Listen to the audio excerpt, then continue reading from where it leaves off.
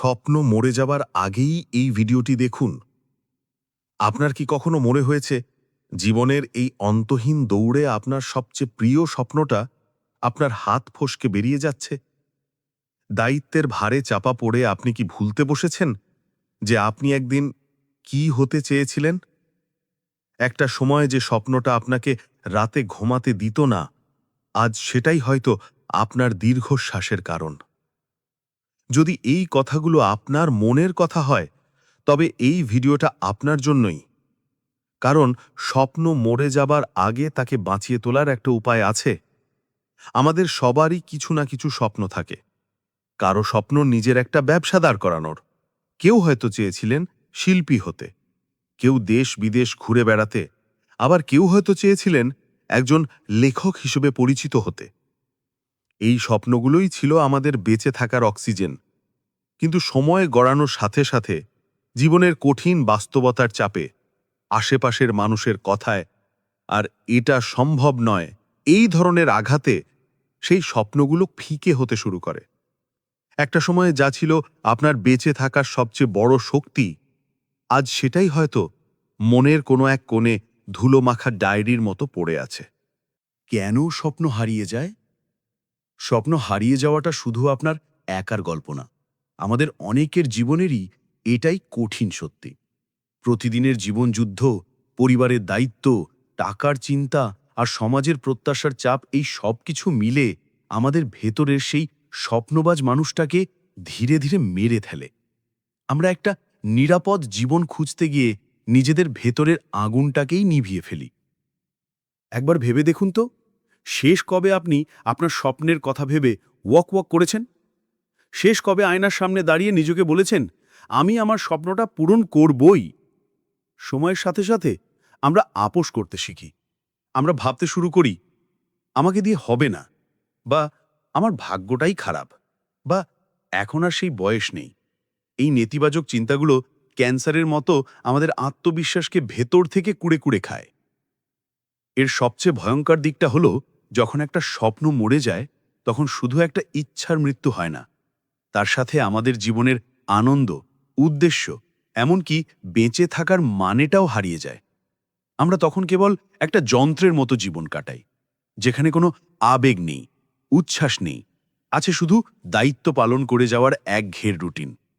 একটা সময় পর আমাদের মনে হতে থাকে, জীবনটা বোধহয় এমনই। কিন্তু আমি আপনাকে বলতে এসেছি, জীবনটা এমন নয়। আপনার স্বপ্নটা এখনো আপনার জন্য অপেক্ষা করছে, শুধু তাকে আবার জাগিয়ে তোলার অপেক্ষা। তাহলে প্রশ্ন হলো, এই অবস্থা থেকে বের হওয়ার উপায় কি? কিভাবে সেই নিভে যাওয়া আগুনকে আবার জ্বালানো যায়? চলুন আজ সেই পথটাই খুঁজে বের করি। 2. স্বপ্নকে আবার বাঁচিয়ে তুলুন। প্রথম এবং সবচেয়ে জরুরি কাজ হল আপনার স্বপ্নকে আবার ভালোবাসতে শেখা। তাকে আবার যত্ন করা শুরু করুন। যে স্বপ্নটা মরে যাচ্ছে বলে মনে হচ্ছে, তাকে মরতে দেবেন না। স্বপ্ন শুধু কল্পনা নয়, এটা আপনার জীবনের সবচেয়ে সুন্দর আর শক্তিশালী একটা অনুভূতি। আপনার হয়তো মনে হতে পারে অনেক দেরি হয়ে গেছে, কিন্তু বিশ্বাস করুন, নতুন করে স্বপ্ন দেখার বা পুরনো স্বপ্নকে জাগিয়ে তোলার জন্য কোনো বয়স বা সময় লাগে না। আপনাকে শুধু মন থেকে একটা সিদ্ধান্ত নিতে হবে। আপনার চারপাশের মানুষ হয়তো এটাকে পাগলামি বলবে, তারা আপনাকে থামিয়ে দিতে চাইবে। কিন্তু মনে রাখবেন, পৃথিবীর ইতিহাসে যারা বড় কিছু করেছেন, তাদের প্রায় সবাইকেই কোনো না কোনো সময় পাগল তকমা শুনতে হয়েছে। আপনার স্বপ্নকে বাঁচিয়ে রাখতে প্রতিদিন অন্তত 10টা মিনিট সময় দিন। চোখ বন্ধ করে কল্পনা করুন, আপনার স্বপ্নটা সত্যি হয়ে গেছে। কেমন লাগছে আপনার? সেই আনন্দ, সেই তৃপ্তি, সেই গর্ব অনুভব করার চেষ্টা করুন। আপনার স্বপ্নটা একটা কাগজে বড় করে লিখে এমন জায়গায় লাগিয়ে রাখুন, যেখানে প্রতিদিন আপনার চোখ পড়ে। যেই স্বপ্ন একদিন আপনার ঘুম কেড়ে নিয়েছিল, দেখবেন সেটাই একদিন আপনাকে সাফল্যের চূড়ায় নিয়ে যাবে। যখন আপনি আপনার স্বপ্নকে প্রতিদিন মনে করবেন, তখন আপনার ব্রেন নিজে থেকে সেই স্বপ্নকে সত্যি করার জন্য পথ খুঁজতে শুরু করবে। এটাই স্বপ্ন পূরণের প্রথম ধাপ। স্বপ্নকে ভালোবাসা, তাকে সম্মান করা এবং তাকে বাঁচিয়ে রাখার প্রতিজ্ঞা করা। 3. আত্মবিশ্বাস ফিরে পাওয়ার উপায়। স্বপ্নটাকে জাগিয়ে তোলার পর সবচেয়ে বড় যে দেওয়ালটা সামনে এসে দাঁড়ায় সেটা হলো আত্মবিশ্বাসের অভাব। বছরের পর বছর ধরে জমে থাকা ব্যর্থতার কষ্ট, অন্যের সমালোচনা আর নিজের প্রতি অবিশ্বাস আমাদের এগোতে দেয় না। আমরা নিজেদের যোগ্যতা নিয়েই সন্দেহ করতে শুরু করি। কিন্তু নিজের স্বপ্ন পূরণের প্রথম শর্তই হল নিজের ওপর বিশ্বাস রাখা। আপনাকে বিশ্বাস করতে হবে যে আপনার ভেতরে সেই যোগ্যতা আর শক্তি দুটোই আছে যা দিয়ে আপনি আপনার স্বপ্ন পূরণ করতে পারবেন। আমি পারব না বা আমাকে দিয়ে হবে না, এই ধরনের নেতিবাচক চিন্তাগুলোকে মন থেকে ঝেড়ে ফেলতে হবে। আত্মবিশ্বাস বাড়ানোর জন্য কিছু সহজ কিন্তু দারুণ কার্যকর উপায় আছে। প্রথমত, নিজের ছোট ছোট সাফল্যগুলোকে উদযাপন করুন। হয়তো আপনি আপনার স্বপ্নের পথে এক পায়ে গিয়েছেন, এর জন্য নিজেকেই নিজে একটা ট্রিট দিন। দ্বিতীয়ত, এমন মানুষদের সাথে মিশুন যারা আপনাকে উৎসাহ দেয়, আপনার স্বপ্নকে সম্মান করে এবং আপনার ওপর বিশ্বাস রাখে। নেতিবাচক আর হতাশ মানুষ থেকে জেনে বুঝে দূরে থাকুন, কারণ হতাশা একটা সংক্রামক রোগের মতো। আয়নার সামনে দাঁড়িয়ে নিজের সাথে কথা বলুন। নিজেকে বলুন, আমি যোগ্য, আমি আমার স্বপ্ন পূরণ করার জন্য সব কিছু করতে রাজি আছি, আমি চেষ্টা করব এবং আমি সফল হব। এই কথাগুলো প্রথমে শুনতে অদ্ভুত লাগতে পারে, কিন্তু প্রতিদিনের এই অভ্যেস আপনার মনে গভীর প্রভাব ফেলবে আর আপনার আত্মবিশ্বাসকে কয়েক গুণ বাড়িয়ে দেবে। নিজের প্রতি এই বিশ্বাসটাই হলো সেই জ্বালানি যা আপনাকে আপনার স্বপ্নের পথে এগিয়ে নিয়ে যাবে। এই পর্যন্ত ভিডিওটা যদি আপনার মনে একটুও আশা জাগিয়ে থাকে, তাহলে চ্যানেলটা সাবস্ক্রাইব করে আমাদের এই একসাথে পথ চলার সঙ্গী হওয়ার অনুরোধ রইল। কারণ আমরা একসাথে শিখব, একসাথে বড় হব এবং একে অপরকে সাহস যোগাব। আপনার সমর্থনই আমাদের আরও ভালো কাজ করার অনুপ্রেরণা। 4. স্বপ্নকে বাস্তবে আনার পরিকল্পনা। শুধু স্বপ্ন দেখা আর আত্মবিশ্বাস থাকলেই তো হবে না। স্বপ্নকে বাস্তবে রূপ দিতে একটা পরিষ্কার পরিকল্পনা দরকার। একটা বড় স্বপ্নকে যখন আমরা একবারে দেখি তখন সেটাকে প্রায় অসম্ভব মনে হতে পারে, কিন্তু সেই স্বপ্নটাকেই যদি ছোট ছোট ধাপে ভেঙে ফেলা হয় তাহলে পথটা অনেক সহজ হয়ে যায়। এই কৌশলটাকে স্মার্ট গোল সেটিং বলা হয়।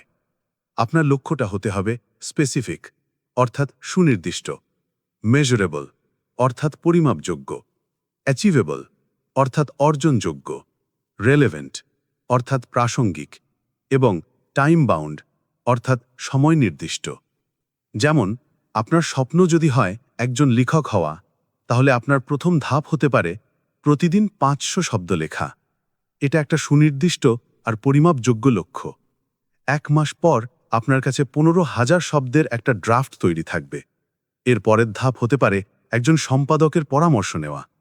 এভাবেই ছোট ছোট পায়ে এগিয়ে গেলে একদিন আপনার বই প্রকাশের স্বপ্নও সত্যি হবে। আপনার স্বপ্ন যাই হোক না কেন, তাকে ছোট ছোট ভাগে ভাগ করে ফেলুন। একটা ডায়েরিতে আপনার পুরো পরিকল্পনাটা লিখে ফেলুন। প্রতিটি ধাপ শেষ করার জন্য একটা ডেডলাইন ঠিক করুন। যখন দেখবেন আপনি পরিকল্পনা অনুযায়ী এগোচ্ছেন আর ছোট ছোট লক্ষ্য পূরণ করছেন, তখন আপনার আত্মবিশ্বাস আরও বাড়বে এবং বড় স্বপ্নটাকে আর অসম্ভব মনে হবে না। কারণ পরিকল্পনা না থাকলে স্বপ্নটা কেবল একটা সুন্দর ইচ্ছাই থেকে যায়, বাস্তব হয় না। 5. ধৈর্য আর পরিশ্রমের শক্তি। আমাদের এই প্রজন্মের একটা বড় সমস্যা হলো আমরা সবকিছু খুব তাড়াতাড়ি চাই। আমরা সফলতা চাই, কিন্তু ধৈর্য ধরতে রাজি নই। কিন্তু একটা কঠিন সত্যি আপনাকে মেনে নিতেই হবে। স্বপ্ন পূরণ এক রাতের ব্যাপার নয়, এর জন্য দরকার কঠোর পরিশ্রম আর অবিশ্বাস্য পরিমাণ ধৈর্য।